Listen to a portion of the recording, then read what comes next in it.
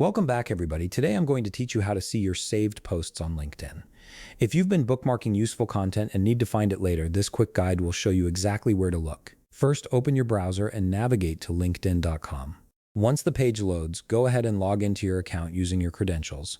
Make sure you enter the correct email and password to access your profile. After you've successfully logged in, you'll land on your LinkedIn homepage. Now take a look at the left side of your screen.